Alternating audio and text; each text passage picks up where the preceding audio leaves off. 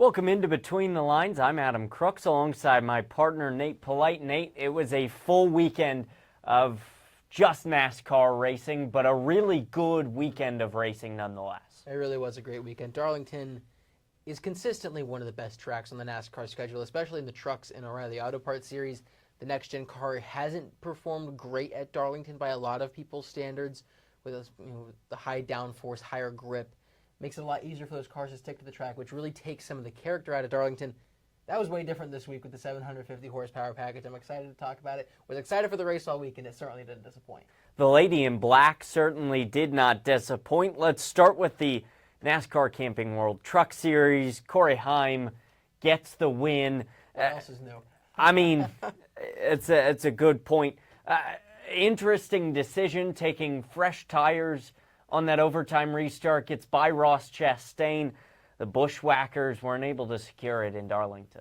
I mean, can you consider Heim? I mean, he's not full-time. He's not really a bushwhacker, Heim's not a bushwhacker. But, yeah, I mean, no surprise to see Heim in Truck Series victory lane, right? He did it up 10 billion times last season. He's done it plenty of times in the previous seasons as well, right, in that Tricon truck. But that call to take 4 tires was a gutsy one. It's Darlington, right? 4 tires is usually the right call, but it's tough to see it take effect that quickly at Darlington. And to his credit, he just sent it on the bottom of the racetrack every single time. I was watching that last restart. It was probably as they took the white flag, I'm like, well, Corey Heim is going to win this race unless Ross Chastain causes a crash. Chastain did not cause a crash in this particular instance, but there was a little bit of run-ins with the Bushwhackers in that race, and we'll touch on that when we get to the O'Reilly Auto Parts Series probably.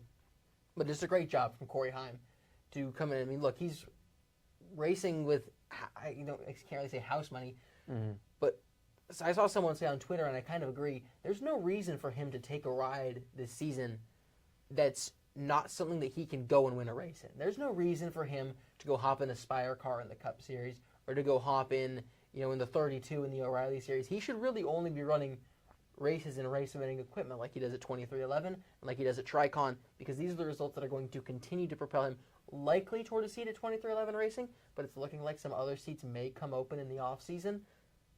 Probably a pretty good time to be Heim. Yeah, it definitely is. And Nate, that theme of taking 4 tires on the restart, the theme of fresh rubber was something that played out throughout the entire weekend, kind of like we expected it to.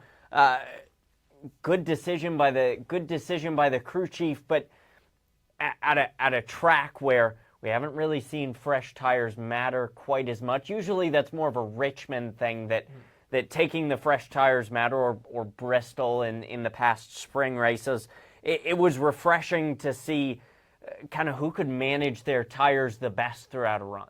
And I think part of the reason why we saw that is it was a hot weekend in Darlington. I mean, the Cup race, I think, was 88 degrees, track temp in the triple digits. Obviously the truck race was a night race, so it was a little cooler, but even still, Darlington's a track that chews up tires, and it gets wars on those tires the hotter it is outside. So I think that was part of the reason why it played a bigger factor. And again, it's Darlington, right? It does still eat tires, and the difference on fresh tires versus even 10-lap old tires is still pretty huge. Yeah, it definitely was. Let's go to the NASCAR O'Reilly Auto Parts Series race. Justin Allgaier wins, my pick to win. The Hendrick 88 car. Yes, he did.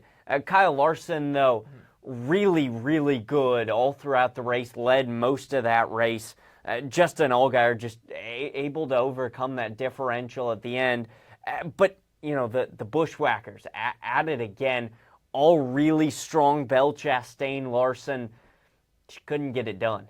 Yeah, all of them super fast. I mean, Larson dominated the race, right? And Justin Allgaier gets him at the end, and that's kind of the litmus test for a lot of the younger drivers in the Xfinity Series, is Allgaier in particular, and then also the guys that come down from the Cup Series, Bushwhackers, as they're called, the old term from the 2000s when it was still called the Bush Series, right? I mean, it was a topic of discussion all weekend. It was in the Truck Series race, Caden Honeycutt said, when they have nothing to lose and come and race in our series, they just do whatever they want to. Honeycutt had a run-in with Carson Hocevar in the truck race, which, of course, Carson Hocevar has that kind of reputation about him, no matter what series he's running, whether or not he has something to lose or not. And then you go to the O'Reilly Auto Parts Series, Chastain's running it again, and he's very good at Darlington. Bell is running it again, Larson's running it again. We talked about this the entire weekend, and I stand on the side of Parker Kligerman and Jamie McMurray, who said on the CW broadcast that they liked it when those Cup Series drivers would come down to, it was the Nationwide and Busch Series when they were down there racing, and they liked having to compete against them, test themselves against the guys that run on Sundays. Kligerman also said it's nice that they can't race for points anymore. They're not doing the full schedule. I agree with that statement. Yeah. But I think it's a very good thing that the Cup drivers can come down in groups of 3 or 4 on a given weekend, and you're racing against Christopher Bell and Kyle Larson or a Chase Briscoe or a Ross Chastain. And furthermore, NASCAR started limiting this in about 2017, right? And think about the drivers that came through the O'Reilly Auto Parts Series in that time frame, right? That 17, 18 kind of class of drivers was your Christopher Bell, your Tyler Reddick, right? Cole Custer had some success as he jumped in, not so much later. And then you look at the guys that didn't have to deal with Cup drivers coming down on a weekly basis and still dominated those seasons. There's your Chase Briscoe, Austin Cindric, Ty Gibbs. Yeah. There's a difference between those groups of drivers, right? Yeah. Custer and Briscoe kind of the outliers, but you look at Bell and Reddick compared to really Cindric and Gibbs, I think you can really see the difference. And I think those Cup drivers coming down helps those Xfinity or O'Reilly Series drivers develop a lot better. And I completely agree with you. There's a video on YouTube about Kevin Harvick ruining an entire generation of Xfinity Series drivers or Nationwide Series drivers because he used to come down and bushwhack so often. But I think there's definitely a fine balance between bushwhacking too often and not coming down at all. And it really impacts, it doesn't impact people at super speedways as much, but definitely the mile and a half, the short tracks. And that's something that we saw a couple years ago when we had those run-ins at Martinsville and how bad those races were. They I don't remember exactly who said it at the time, but somebody said, these guys just kind of do whatever they want because they've never been taught otherwise. And that's kind of what the Cup drivers provide when they come down to the O'Reilly Auto Parts Series. You can't push the Cup drivers around. No. You can push Jesse Love around. You might be able to push Austin Hill around. You can't push Christopher Bell or Kyle Larson around. And that's a lesson that some of these Xfinity drivers and truck drivers really kind of need to learn, and something maybe Carson Hocevar didn't learn in his time moving up directly from the Truck Series to the O'Reilly Auto Parts Series. Yeah, and I think further on that point, I think back to, I want to say it was the 2018 Darlington race, Ross Chastain in a Chip Ganassi racing car at the time, bad fast, right? He's really racing for his career at this point. I think he had three chances in that 42 car. He ran all over Kevin Harvick racing for the league. Kevin Harvick said, "Nuh-uh, you're done," and spun him out in the middle of the backstretch, and that was a lesson learned for Chastain. Of course, Chastain had to learn that lesson a few more times when he got to the Cup Series. But those are those kind of teaching moments, the tough love that O'Reilly Auto Parts Series drivers can get from the Cup Series drivers. I think then the question is, do we look at the O'Reilly Series and the Truck Series as their own series or developmental? Because traditionally, they've been developmental, but I feel like in recent years they've become their own thing, right? The trucks aren't similar to the O'Reilly cars. They aren't similar to the Cup cars whatsoever. It's three almost distinctly different divisions of stock car racing, which I think that blends into Caden Honeycutt's point, right? For Caden Honeycutt, he's racing in the Truck Series because he wants to win a Truck Series championship, not because he wants to move up to the Cup Series. That's what this quote tells me. I'm not going to try to read his mind and read into that. But that tells me that in his mind right now, he's thinking along the lines of a Truck Series championship this year and not learning for the future. And if that's his call, that's his call. Right? We've seen a lot of guys be in the Truck Series for a significant amount of time, and there's a lot of gridlock at the top of the Cup Series right now as well. So trucks and O'Reilly may be the ceiling for a fair few drivers. But if we're looking at the trucks and O'Reilly Series as developmental, I think we need to invite the Cup guys to come in and race pretty frequently. I completely agree with you. I think that the way NASCAR has structured the Truck Series and the O'Reilly Auto Parts Series, it's different than, the Formula ladder or the Indy Next ladder, so to speak. In those championships, you win the F2 championship, you can't come back and race F2 again. You win Indy NXT, you can't come back and race the Indy NXT series again. And you don't see the IndyCar guys dropping down, and you don't see the Formula One guys dropping down. I think NASCAR has NASCAR series are entirely different in that aspect, but I still think they're developmental series. I think that, seeing Kevin Harvick or Kyle Larson or whoever, Tony Stewart in the case of a couple Truck Series races, and, James Hinchcliffe and Dario Franchitti, that's what makes those series really interesting, because those guys aren't going to step into Cup cars, right? It's the opportunity for non-Cup guys to non-NASCAR guys to step into NASCAR cars and get the experience of running NASCAR without stepping into a Cup car, which in its own right is hard to get into. And you're not going to get into a 2311 car tomorrow. You're not going to get into a Hendrick car tomorrow, but you can get into a Hendrick car in the Xfinity Series that has the opportunity to win a race in the O'Reilly Auto Parts Series or a Spire truck or whatever. So I think while they are kind of distinctly their own series, obviously, the Truck Series has its own schedule. St. Pete isn't on any of the other tracks, and kind of similar to Road America, wasn't on either the Truck Series schedule or the Cup Series schedule for a long time. I think it's kind of a blend, and we need to find a mixture of, yes, it's a developmental series, but we also kind of want it to be its own thing, and they kind of need it to be its own thing, because if it were just a developmental series, I don't think it would survive. I agree with that point. They've developed their own identities over time. Yeah, they absolutely have. Let's shift from the O'Reilly Auto Parts Series to the main show, the feature race on Sunday, the NASCAR Cup Series at Darlington. Tyler Reddick gets his 4th win of the season after a shocking 2-race winless drought. Nate, I couldn't believe it. I didn't think he'd ever come back from that drought. I mean, Mike Joy clearly didn't either.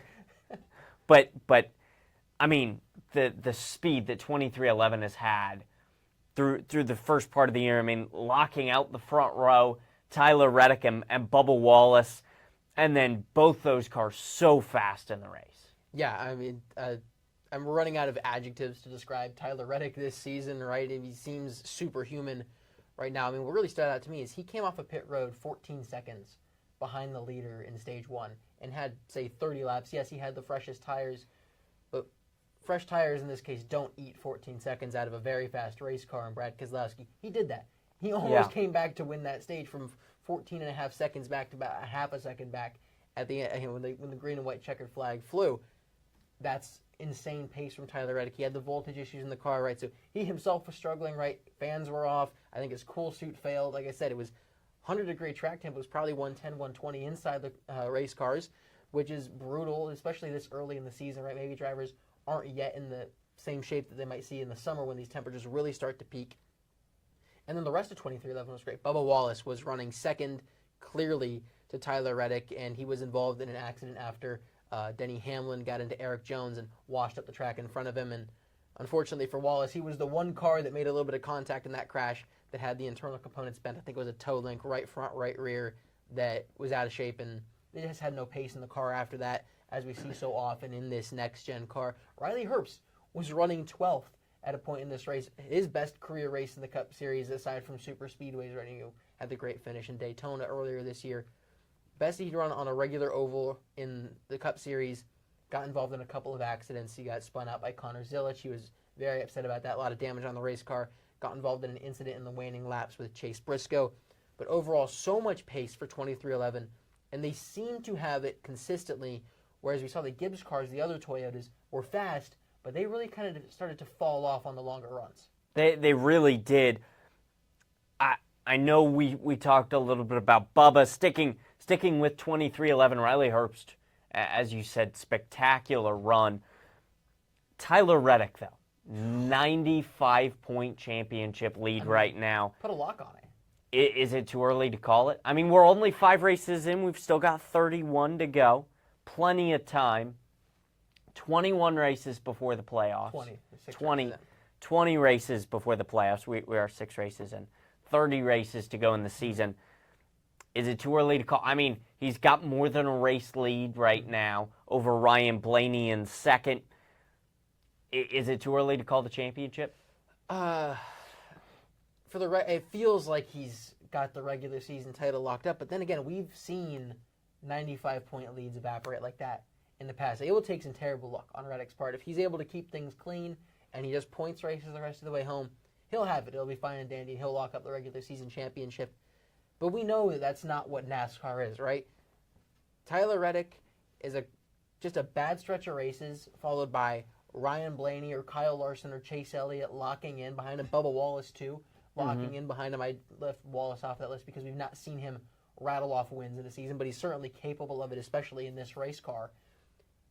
Any of those drivers kind of lock in, put together some really good races in the same stretch where Reddick has not so great finishes, maybe gets taken out at a super speedway, maybe has some kind of mechanical malfunction, whatever the case may be. Maybe he has a stretch like Chase Briscoe's had to start the season, where he's obviously been fast and had mechanical failures or been involved in accidents, and all of a sudden that gap is down to 30, 20, and we're right back into the race of it. But if everything stays clean for Reddick, there's no reason he should lose this regular season championship. But this is racing, and it's way too unpredictable to call it this early. It definitely is, and I completely agree with you that it's too early to call it. I think we could see particularly the Fords run really well in the next stretch of races. Kyle Larson, obviously, William Byron running really well in the next stretch of races. Well, let's talk about Ford though, because I did just mention them. The RFK cars, really, really fast, and there's another Ford team that we'll touch on in a second. But the RFK cars, kind of like I did pick Chris Buescher to win the race. That looked really, really good. It did look really good for until about 20 to go. Looked good until it didn't. yeah. But the RFK car's really, really fast. So fast. I mean, Brad Keselowski swept the stages. He's so good at saving tires, and it really, it'd be easy to call him washed because he's only got one win since, going back to the start of the next gen era. We can even say it was his second most recent win was in 2021. But he's been really good, especially on these tracks that require you to care, look after your tires. His win at RFK came at Darlington. He's had good races at Bristol, right? Almost won in 2024. That tire disaster race, he almost won last fall when we got bumped out of the way by Christopher Bell. Almost won this past week at Darlington. Keselowski is so fast, so consistent. Chris Buescher as well has really come into his own since 2023 when he rattled off those wins. Ryan Preece has come into his own this season. Won the Clash. He's had so much pace in all these races this season. I think all three of those cars are poised to make the chase. We probably would have seen Keselowski in the playoffs last year had he not had the really bad and unlucky start that he did. Because he had this pace. Through most of last season, it was just he got off to a rocky start in the first 6 or 7 races and couldn't find victory lane, so he was out of the playoffs. Doesn't have to worry about it this time and didn't get off to a bad start. I really like the way things look for RFK. I might dare to say they might be the best Ford team in the garage. I don't disagree with you. They did look really, really strong, and if we're going to see this 750 horsepower package again and the tire saving that's required, I think Brad and Chris Buescher could at least win a handful more stages this year. Let's stick with the Ford teams, though, because Penske did come away with 2 top 5s, but overall, kind of a rough weekend. Joey Logano went down a lap early in stage number 1. Ryan Blaney had some issues. Not a great weekend for Penske, even though the result looks okay on paper. Yeah, I would say the result is fantastic considering the conversation that we had last week, right? Ryan Blaney's pit crew continues to have issues, but Blaney's a driver that can rebound from those, and he definitely benefits, maybe most of anybody, from this 750 horsepower package we saw at Phoenix, and now we're seeing it at Darlington. Austin Cindric might have saved his season. He had an abysmal start to the year. Unlucky, he was involved in crashes, he was slow in Las Vegas, right? We talked about that. He said post-race, this is the first time in a long time, and I honestly think that long time might be a season plus, that he feels he and the 2 team have put together 3 complete stages. And that is resounding. I was waiting for something to happen to that 2 car, right? I saw, I think it was Briscoe, Gibbs, and Hocevar going 3 wide right in front of him. I was like, oh, this is where they all wad up and collect right in front of the 2 car. He got through all the bad luck, had some guys in front of him fall off, some might say back into the top 5, but he was about a 7th place car all day, and that's very, very good for the standards of that 2 team. The concern comes from Joey Logano, who was off all weekend long. He was slow in practice. He qualified poorly. Didn't fire off in the race. He said he was tight, loose, and just having probably, it might be the worst car he's ever had in his Cup career, even going back to his early days at Gibbs. One of the worst performances I've ever seen out of Logano in that 22 car. That's where the concern has to be, because this is, again, a package that typically has benefited Logano. Yeah, and it's really benefiting Ryan Blaney right now. The Penske cars look to rebound next weekend at Martinsville, where, listen, another short track, they could be really, really strong. Couple incidents during the race, Buescher trying to get onto pit road, Tyler Reddick basically ran him over. Kind of a weird deal. They called it a racing deal on the broadcast. Chris Buescher recovers to finish in the top 10, but kind of just a strange incident. Yeah, really strange incident, and they mentioned it on the broadcast, and Chris Buescher mentioned it post race and over his radio that they were trying to sneak their way on the pit road. They were trying to kind of catch everyone sleeping. No one wants to give away their strategy. They're like, all right, look, Chris, you're not putting your hand out the window. We're not telling anybody you're coming to pit road. You're just going to drop off in turn 3. As luck would have it, Reddick was firing it in deep for a slide job right when that happened. Reddick said that he didn't like the way that shook out because they had that run in the air a couple of years ago. Reddick prides himself on being able to race clean. He says he and Buescher typically race clean around each other. It's just turn 3 at Darlington seems to be the Achilles heel for those two. For what it's worth, Buescher and the 17 team took fault for it because they were trying to be sneaky getting onto pit road. It didn't pay off for them. Took a potential race win to a 9th place finish. I think the damage did impact that car a little bit because he was much slower after that incident and got run down by the likes of Ty Gibbs, Austin Cindric, Carson Hocevar in the late runnings of the race. But still a solid result for the 17. I mean, let's take a moment and appreciate the moves that Tyler Reddick was doing, though. That one didn't work because there was a run-in, but some of those slide jobs he was putting on people in turn 3, just insane. Well, the move that stands out to me most is his pass for the lead on Brad Keselowski, where he hugged it around the wall, and I was like, hey, Brad slides up in front of him. That's a good move by Brad. Silly me, I forgot that there's minimal effect of dirty air in this car because Reddick just yanked the wheel left, went straight to the bottom of the racetrack, and blew the doors off of Keselowski, and I'm like, that's beautiful. You would not, I guarantee you, that pass does not happen in the package that they ran last year and that they run at these intermediates because of how bad the dirty air is. That is beautiful, and I will so gladly take that kind of passing and racing between two cars than having the cars be bunched together but you can't pass. I'll take the gaps we saw on Sunday and being able to see moves like that any day of the week. Some good finishes from other people in the field. Carson Hocevar, top 4. The Spire cars fast all weekend. SVG finished 14th. Litmus test on the 1.5 miles kind of paying out in his favor. Maybe SVG's in contention to compete for the chase this year. Yeah, I mean, well, first let's talk Carson Hocevar because, my goodness, he was flying on that last run. I know he had fresher tires, but he was letting it all hang out. He was high, wide, and handsome, right up on the barriers. I'm sure he earned himself a couple of stripes, but he made it pay off. And every time I look at Hocevar, when he has a race like that, I'm like, this kid has the makings of a multi-time NASCAR champion if he can clean up his act, because he didn't have any run-ins out save the truck race, but Darlington Cup race, pretty clean run-ins wise. But we know the history he's got. It's been the biggest criticism of him throughout his career. But man, this kid is going to win championships. Plural, multiple championships. Yeah. If he can stay clean. And then SVG, we mentioned it last week. Darlington, track too tough to tame. They've got, lower downforce, higher horsepower. These cars are going to be tough to control. And he brings it home in 14th in what felt like lackluster equipment for Trackhouse. They feel like they haven't had the speed on intermediates this year. He was the highest finishing Trackhouse driver. I think it's a pretty solid showing for SVG, considering I think if this was last year and he's running this race in this package at Darlington in these conditions, again, hot racetrack, I don't think we see anything like that. That's definitely true, and I think this weekend at Martinsville going to be another test for SVG. And we saw how well he ran at Phoenix, top 10 at Phoenix.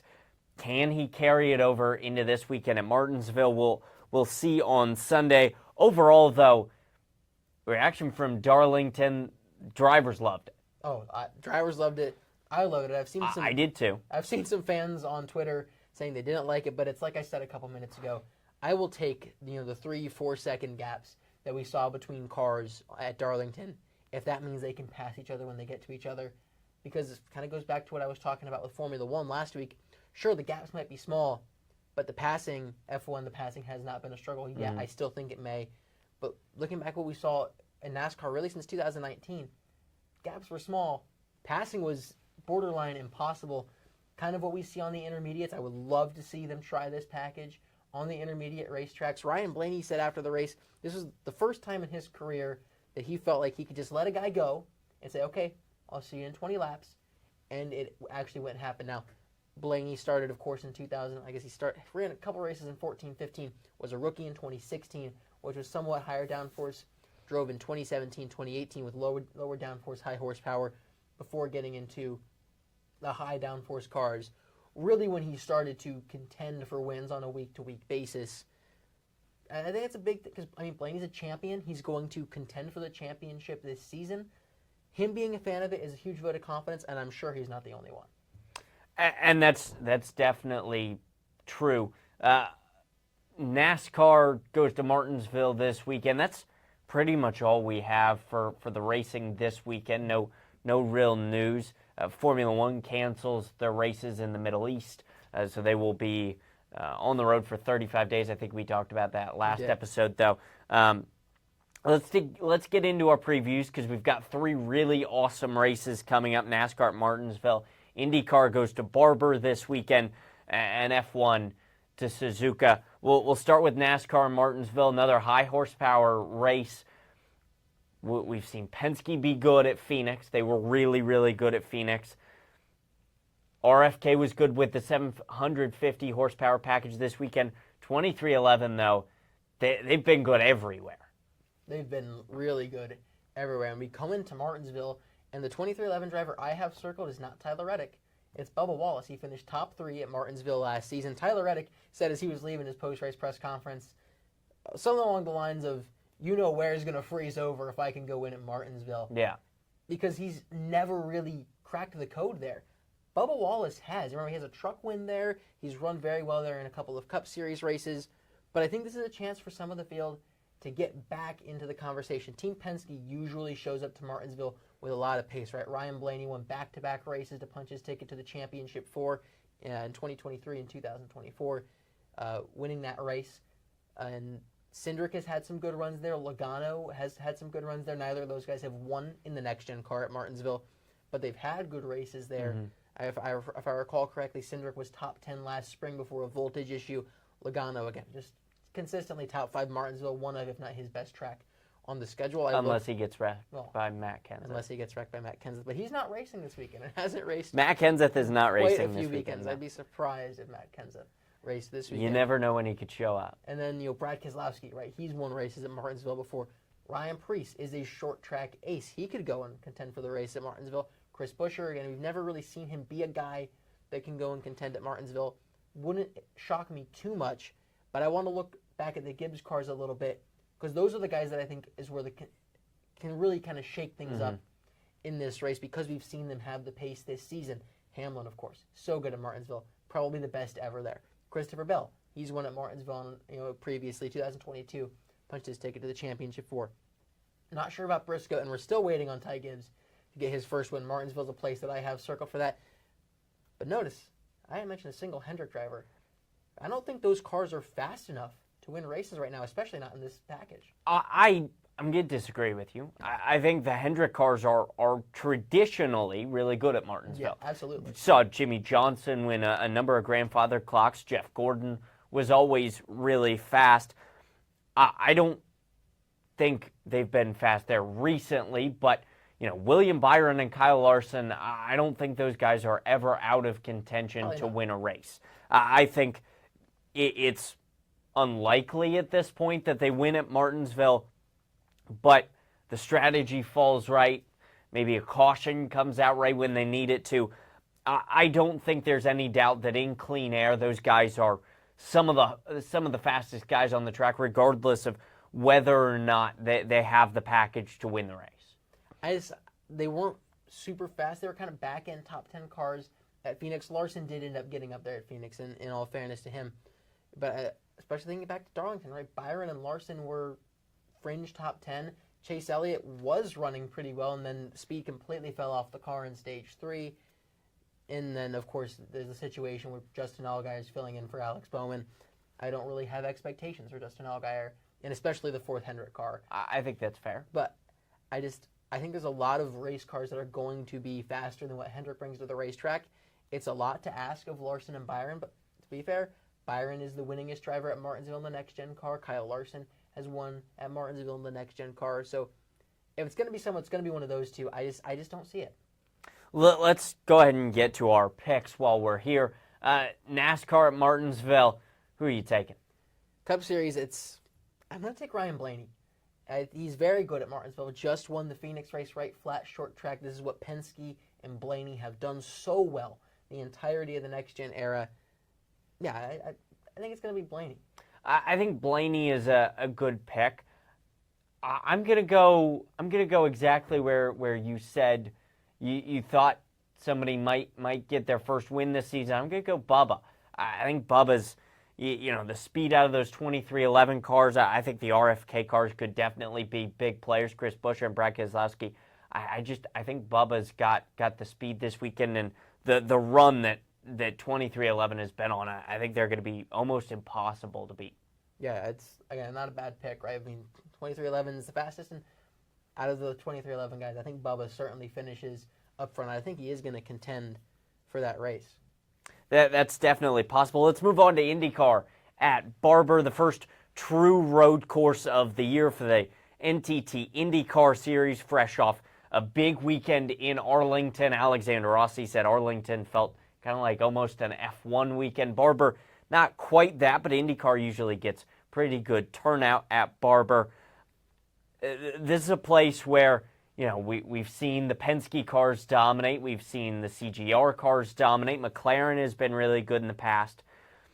This could be, I think this is going to be our first real test of the year. How good is Alex Palou? Kyle Kirkwood obviously got the win in Arlington.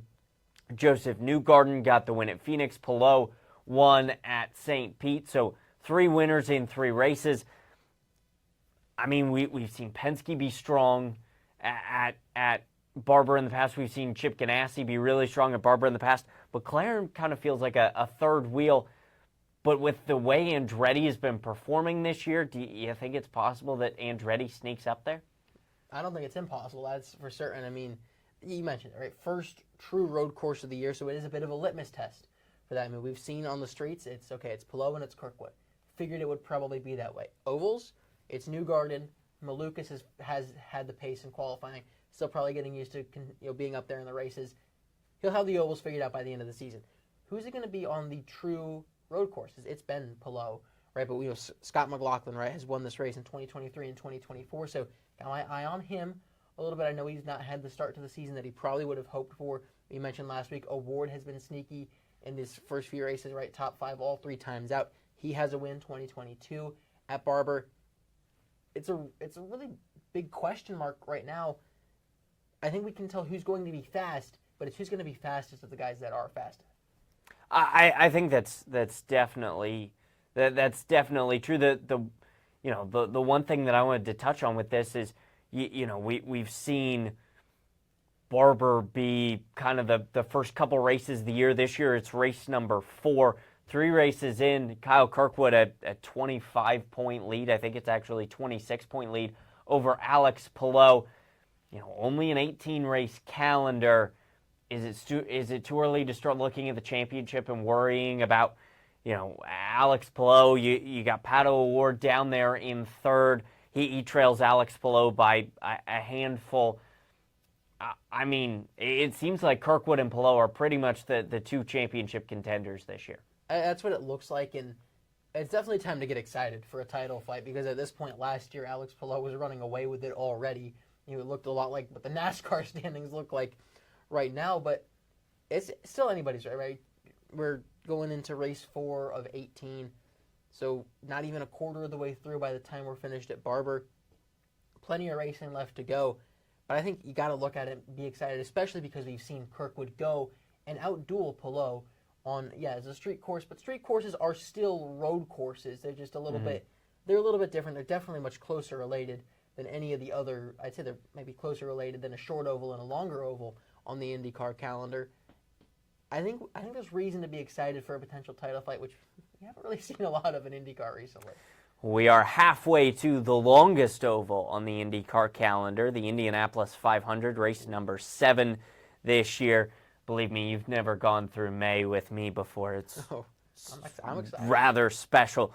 Well, let's make our picks for Barber. I'll let you go first once again. I think there's a pretty clear favorite here. I think there is a pretty clear favorite here, and I'm going with this guy really until proven wrong, because I haven't seen him being proven wrong yet on the road courses, so I'm going to go with Alex Palou, the obvious pick. I think that is the obvious pick, and I think it's a really good pick. I'm going to go in a little bit different direction, though. Every time that I've attended a race at Barber, and I've been to, I think, 3 now IndyCar races at Barber, one guy has won. One guy. The 2-car. Joseph Newgarden. Joseph Newgarden has won every single race that I've been to at Barber, and he doesn't just win those races, he dominates those races. I think, based on what we saw at Phoenix, getting back in the winners column, hasn't been particularly strong yet this year. I think it's time for another Joseph Newgarden show at Barber, and I think he's going to start on pole. I think he's going to lead every lap this weekend. Are you going to Barber this weekend? I wish. Oh. I wish. I love going to Barber. Barber is one of the best tracks on the calendar. Do you take a picture with the big rusty spider? You can't get really close to it. I wish you could, maybe but like from a distance, you're backed up and like posing like you're gonna fight it.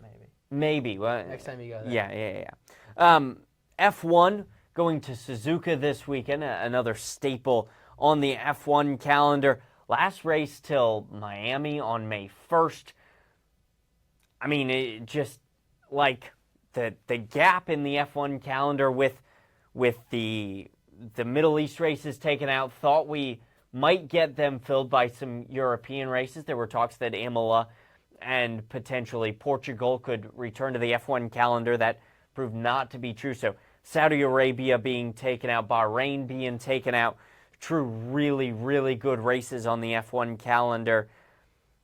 How much does it feel like the first 3 races of the season are kind of their own encapsulated thing, and maybe the rest of the season we're going to see something entirely different, because these guys have 35 days to work on these cars, and in Formula One, 35 days is a lot of time.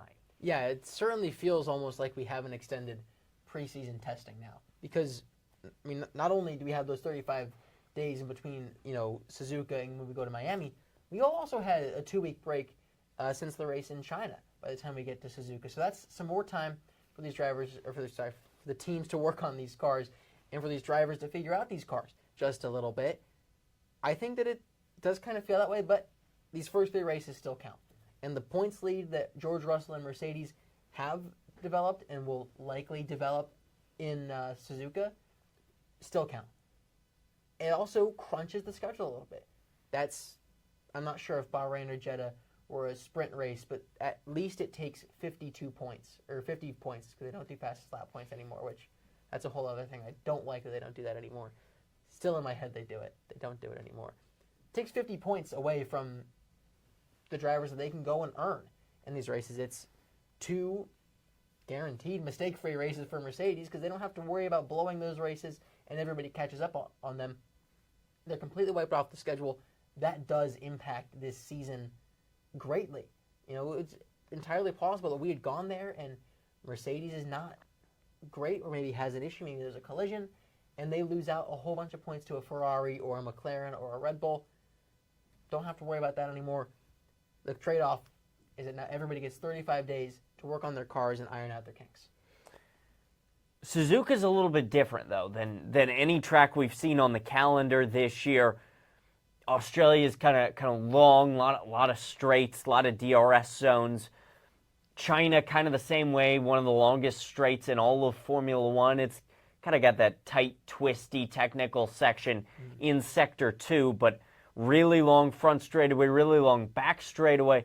Suzuka, though, a lot more technical, really kind of an entirely new wrinkle than what we've seen through the first 2 races of the year. Do you think it's possible that, maybe a car that hasn't been super strong this year is stronger at Suzuka because those tight technical sections, particularly kind of Sector 1 and Sector 2? I think it's possible, and I think it'd be more so the fact that Mercedes just isn't as good as they've been on these tracks, the long straights. It's no secret, to put it in Mike Joy's terms, Mercedes handle well on the straightaways. Yeah. They handle real well. They are so much faster than just about everybody on the straightaways. So maybe they don't make that same kind of pace going through the corners.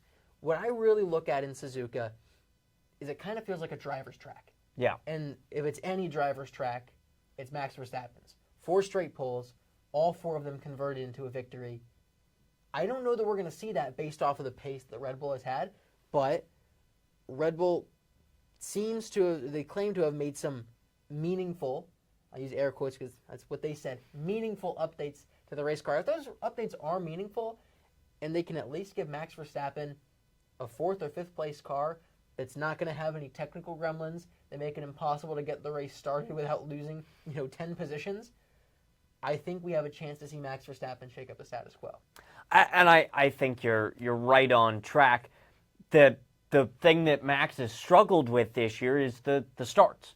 If he can get the starts right, he's qualified kind of top 5 pretty much all year. The starts just been an Achilles heel for the Red Bull car this year. Let's get to our picks for Suzuka.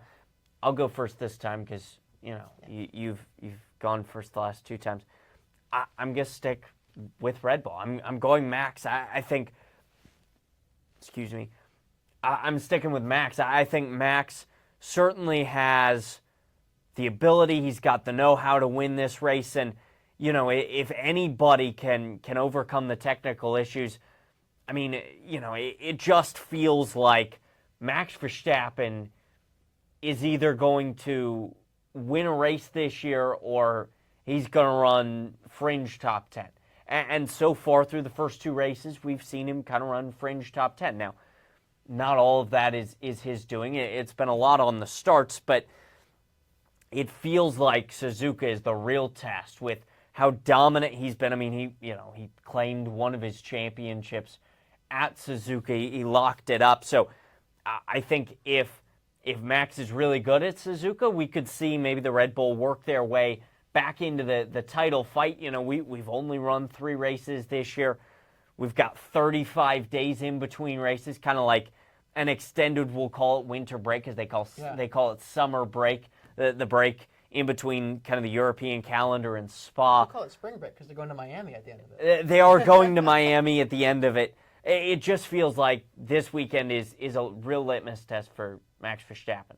Yeah, I mean, I'm going to go with, I feel like I've kind of just taken the chalk picks. I guess I'm in a March Madness mood so far this tournament and with these picks. I'm going with the chalky pick again. I'm just going to take George Russell. Mercedes has been the fastest. He's the guy at Mercedes, right? He's driver number 1. He won the sprint in China. He won the race in Australia. I'm going to go ahead and take George Russell to clean it up and build a big lead going into this break. That feels like a really good pick. Unlike Formula One, we are not taking a break. We'll be back next week with more on Between the Lines. For my co-host Nate Polite, I've been Adam Crooks. Until we meet again, you've been watching Between the Lines on OTN.